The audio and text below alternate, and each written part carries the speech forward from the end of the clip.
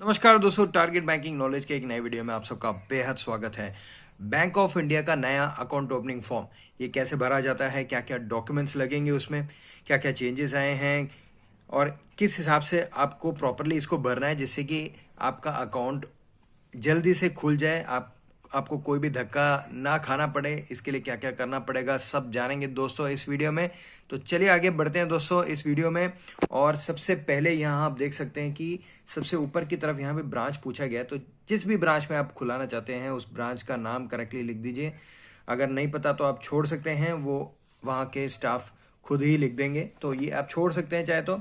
लेकिन किस तरह का फॉर्म आप भर रहे हैं वो ज़रा ज़रूरी है देख लेना कि ये आपका सेविंग का फॉर्म ही है। तो यहाँ पे ये क्या कॉमन फॉर्म है, तो ये 2-3 टाइप के अकाउंट यहाँ खोल सकते हैं इसी फॉर्म से। तो यहाँ पे आप पहले तो सेविंग अकाउंट पे टिक कर दीजिए। अगर आप करंट अकाउंट खोलना चाहते हैं, आप कोई बिजनेस पर्पस के लिए खोलना चाहते हैं तो आपको करंट अकाउंट पे टिक करना है। अगर आप फिक्स डिपॉजिट खोलना चाहते हैं तो ये फिक्स डिपॉजिट का यहाँ पे है, और किसी और तरह का हो तो अदर्स में यहाँ पे लिखना पड़ेगा किस तरह का अकाउंट खोल रहे हैं। अब ये जो अकाउंट फॉर्म है वो हम सेविंग अकाउंट खोलने के लिए दिखा रहे हैं, और सेविंग अकाउंट कैसे खोला जाता है उसके लिए है ये वीडियो। तो हम यहाँ पे टिक कर दे रहे हैं सेविंग अकाउंट में। उसके बाद यहाँ पे सबसे पहले तो सबसे इम्पोर्टेंट आपका नाम, आपका फर्स्ट नेम, क्या टाइटल लगता है, और उसके बाद यहाँ पे सरनेम। फिर उसके बाद नीचे जाएंगे तो यहाँ पे आपका डेट ऑफ बर्थ आ जाएगा। अब ये जो फॉर्म है दोस्तों, मैक्सिमम 3 लोग इस फॉर्म को भर सकते हैं, यानी कि अगर आप जॉइंट में खोलना चाहते हैं तो 3 से ज़्यादा नहीं रख सकते, 3 लोग तक आप इस फॉर्म में भर सकते हैं। तो यहाँ पे 1 2 3 जो लिखा है वो उसी के लिए। अगर दूसरा कोई आदमी है तो यहाँ पे सेकंड में आपको लिखना है उनका नाम, और तीसरा कोई है तो थर्ड में यहाँ पे नीचे लिख देना है। और उसी तरह यहाँ पे आप जैसे देख सकते हैं तो जेंडर यहाँ पे पूछा गया है, तो यहाँ पे आपको सिर्फ एक टिक करना है। उसके बाद ये फर्स्ट एप्लीकेंट का आएगा। फिर ये डेट ऑफ बर्थ जो पूछे गए वो भी यहाँ पे देखिए, पहला जो कॉलम है उसमें पहले नंबर पे पहले आदमी का आएगा, फिर दूसरे आदमी का दूसरे नंबर पे, फिर ऐसे ही तीसरे का। फिर यहाँ पे पैन पूछा गया है। अगर आपके पास पैन कार्ड नहीं है तो फॉर्म 60 करके एक फॉर्म रहता है, वो आपको बैंक से लेके भर के साथ में अटैच कर देना है, ठीक है ना। यहाँ पे फॉर्म 60 लिख देना है। इस केस में पैन कार्ड है तो यहाँ पे सिर्फ पैन नंबर यहाँ पे लिख देना है। कस्टमर आईडी ये उस केस में होता है अगर आपका ऑलरेडी बैंक ऑफ इंडिया में अकाउंट था तो एक कस्टमर आईडी जनरेट हुआ होगा, वो नंबर यहाँ पूछा गया है। अगर फर्स्ट टाइम अकाउंट खोल रहे हैं तो इसकी ज़रूरत नहीं है। फिर उसके बाद नीचे देखिए यहाँ कुछ और डिटेल्स मांगे गए हैं। मैरिटल स्टेटस मांगा गया है, नेशनलिटी क्या है, ऑक्यूपेशन क्या करते हैं आप, रिलेशनशिप क्या है। अब जैसे ये पहला जो आदमी रहेगा वो सेल्फ ही रहेगा। अब दूसरा जो है उसका रिलेशनशिप ज़रूरी हो जाएगा, कि जैसे आपके फादर के साथ खोल रहे तो यहाँ पे रिलेशनशिप विद फर्स्ट एप्लीकेंट हो जाएगा फादर।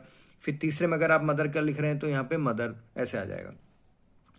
यहाँ फादर का फुल नेम पूछा गया है तो वो लिखा है, और मदर्स फुल नेम भी यहाँ पे लिख देना है आपको।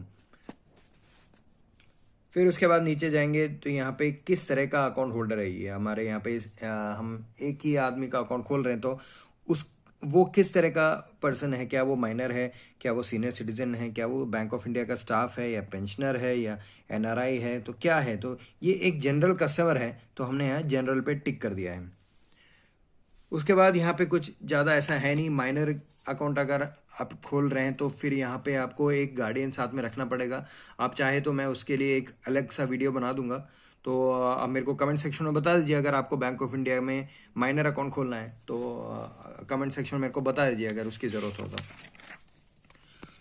और उसके बाद यहाँ पे परमानेंट एड्रेस लिख दिया है। अगर यहाँ जैसे लिखा गया अगर एनआरआई है तो लोकल एड्रेस ज़रूरी है। तो ये है हमारा ये जो सैंपल है ये एक इंडियन रेसिडेंट है, एनआरआई नहीं है, तो जहाँ पे वो रहता है वो हमने यहाँ पे लिखा है परमानेंट एड्रेस। फिर उसके बाद नीचे कम्युनिकेशन एड्रेस सेम ही है तो यहाँ पे सेम एज अबाउ करके लिख दिया। अगर परमानेंट एड्रेस और कम्युनिकेशन एड्रेस में चेंज है तो आपको वो यहाँ पे मेंशन करना पड़ेगा। कम्युनिकेशन एड्रेस अगर डिफरेंट है तो उसका एक प्रूफ भी लगाना पड़ेगा, जैसे कि कोई आप यूटिलिटी बिल लगा सकते हैं जहाँ पे आप अभी फ़िलहाल रह रहे हैं वहाँ का टैक्स रिसीट या इलेक्ट्रिसिटी बिल या गैस बिल, इस तरह का कोई यूटिलिटी बिल अगर लगा दें तो भी काम हो जाएगा। परमानेंट एड्रेस के लिए आपको आपका आधार कार्ड या वोटर आईडी जहाँ पे आपका जिसमें आपका जिसमें आपका परमानेंट एड्रेस मेंशन है वो यहाँ पे जो भी मेंशन है उसी का प्रूफ आपको लगाना पड़ेगा as for permanent address proof. फिर यहाँ नीचे आप देखेंगे तो कुछ और डिटेल्स मांगी गई हैं, जैसे कि मैंने बताया यहाँ पे आपको एड्रेस प्रूफ देना पड़ता है इसके लिए। तो वही एड्रेस प्रूफ क्या है और उसका क्या डिटेल्स रहेगा वो यहाँ पे मेंशन करना पड़ेगा। और फोटो आइडेंटिटी प्रूफ यानी कि कोई भी ऐसा प्रूफ, आपका गवर्नमेंट आईडी प्रूफ जहाँ पे आपका फोटो दिखता हो। अब पैन कार्ड एक ऐसा प्रूफ है जिसमें फोटो आता है, तो वो हमने यहाँ मेंशन कर दिया है।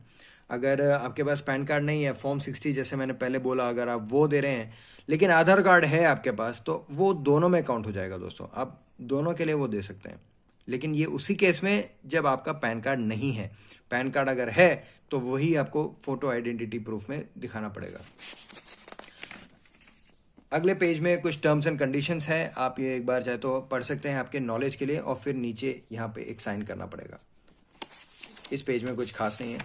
उसके बाद यहाँ पे ये आपका सिग्नेचर रहेगा दोस्तों। यहाँ पे आपका सिग्नेचर आएगा, आपका फोटो आएगा, और यहाँ पे जब आप साइन करें ध्यान से कीजिएगा, क्योंकि यही सिग्नेचर बैंक वाले आपका सिस्टम में अपलोड करेंगे। और जब भी आप कोई चेक देंगे या कुछ वेरिफिकेशन के लिए जाएंगे तो यही साइन आपका वेरीफाई होगा। आपको जो भी साइन करके दे रहे हैं वो इसी साइन के साथ टैली किया जाएगा। अगर टैली होता है तो ही पास होगा।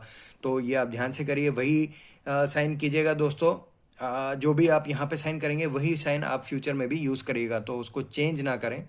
तो यहाँ पे टाइटल लिखा है तो मिस्टर, और उसके साथ में नाम लिखा है। फिर ये किस तरह का, अब यहाँ पे अकाउंट नंबर ये आपका जो बैंक ऑफिसर है वही मेंशन करेगा अकाउंट खुल जाने के बाद। उसके बाद ऑपरेटिंग इंस्ट्रक्शन, ये देखिए यहाँ पे सेल्फ का ऑप्शन है सबसे पहला। इसका मतलब है कि वो खुद ही ऑपरेट करेगा। और वो क्यों खुद ही ऑपरेट करेगा? क्योंकि अकेला बंदा है, उसके साथ कोई जॉइंट में है नहीं, तो वो सेल्फ खुद ही ऑपरेट करेगा। अब दो लोग हैं तो या तो आइदर और सर्वाइवर हो सकता है, यानी कि दोनों में से कोई एक जाके अपना अकाउंट एक्सेस कर सकता है, या फिर फॉर्मर और सर्वाइवर, यानी कि जो पहला आदमी है वही उसको ऑपरेट करेगा। अगर वो नहीं है, वो जिंदा नहीं है, तो फिर सर्वाइवर करेगा। और अगला जो ऑप्शन है वो जॉइंटली है, यानी कि दोनों को साथ में जाके ऑपरेट करना पड़ेगा। कई बार ऐसा होता है कि एक दूसरे में इतना विश्वास नहीं होता, तो फिर वो जॉइंटली जैसा ऑपरेटिंग इंस्ट्रक्शन रखते हैं। एनीवन और सर्वाइवर ये 2 से ज़्यादा वाले केस में होता है दोस्तों। तो 2 से ज़्यादा यानी कि 3 या उससे ज़्यादा वाले केस में होता है एनीवन और सर्वाइवर। तो ये एक इम्पॉर्टेंट पेज है, ये आप ध्यान से साइन कीजिएगा यहाँ पे, और फोटो यहाँ पे ज़रूरी है। अब ये हमने बताया था पहले, अगर पैन कार्ड नहीं है तो आपको फॉर्म 60 देना पड़ेगा। तो बैंक ऑफ इंडिया ने क्या किया है, इस फॉर्म के साथ ही इसको साथ में लगा दिया है, तो आपको अलग से कोई फॉर्म भरने की ज़रूरत नहीं है। आप यहीं पे फॉर्म 60 का जो बेसिक डिटेल्स है, यानी कि आपका पैन क्यों नहीं है, वो सब पूछा गया है कि आप कब वेरीफाई कर रहे हैं, और यहाँ पे एक साइन कर देना है आपको। उसके बाद नॉमिनेशन, आज के डेट में नॉमिनेशन ज़रूरी हो गया है, तो यहाँ पे आप इस डिटेल को आप स्किप नहीं कर सकते। अब हमारे बंदे ने अपने फादर को रखा है यहाँ पे नॉमिनी, तो आप अब जिसको भी रखना चाहते हैं वो रख सकते हैं, लेकिन यहाँ पे साथ में रिलेशनशिप और उनका एज डालना मत भूलिएगा। इतना कर देने के बाद यहाँ नीचे आपको साइन कर देना है। इसका मतलब ये है कि आप ऑथराइज कर रहे हो, आप कंफर्म कर रहे हो कि आपने ही उस नॉमिनी को चुना है, और ऐसा नहीं कोई बाद में कह सके कि ये नॉमिनी उस टाइम नहीं था लेकिन बाद में डाला गया हो, ऐसा कोई ना कह पाए। इसलिए यहाँ पे साइन करके एक एक्नॉलेजमेंट ज़रूर ले लेना ऑफिसर से। उसी टाइम में आप चाहे तो एक एक्नॉलेजमेंट ले सकते हैं, या फिर अगर अकाउंट खुल जाए तो उसके बाद भी आप जाके कलेक्ट कर सकते हैं।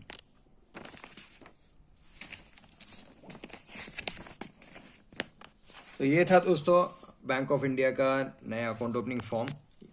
ये आप ऑनलाइन डाउनलोड भी कर सकते हैं उनके वेबसाइट से, लेकिन मैं यही सलाह दूंगा कि आप बैंक में जाके वहाँ से एक नया फॉर्म ले लें, क्योंकि फिर वो अगर एक्सेप्ट नहीं करेंगे तो आपको दिक्कत आ जाएगा। तो एक बार जाके अकाउंट फॉर्म वहाँ से ले ले। अब आपको समझ तो आ ही गया कि किस हिसाब से भरना है, क्या क्या डॉक्यूमेंट्स लगेंगे। तो आप ये सारे चीज़ें एक साथ लेके जाइए वहाँ पे, यानी कि आपका एक फ़ोटोग्राफ या एक और एक्स्ट्रा रख लेना, 2 फोटोग्राफ लेके जाइए, आपका एड्रेस प्रूफ यानी कि आधार कार्ड, और एक फ़ोटो आइडेंटिटी प्रूफ यानी कि पैन कार्ड। अगर पैन कार्ड नहीं है तो कोई दिक्कत नहीं है दोस्तों, आप सिर्फ आधार कार्ड लेके जा सकते हैं। और आधार कार्ड यानी उसका एक ओरिजिनल आप रख लेना साथ में टैली करने के लिए, और एक या दो जेरोक्स कॉपी भी साथ में रख लेना, ठीक है ना दोस्तों। तो 2 फोटोग्राफ, 2 आधार कार्ड का जेरोक्स कॉपी, आधार कार्ड ओरिजिनल, इतना लेके आप जाइए बैंक में, उनको बोलिए अकाउंट ओपनिंग फॉर्म दे दे और तुरंत ही भर के दे दीजिए।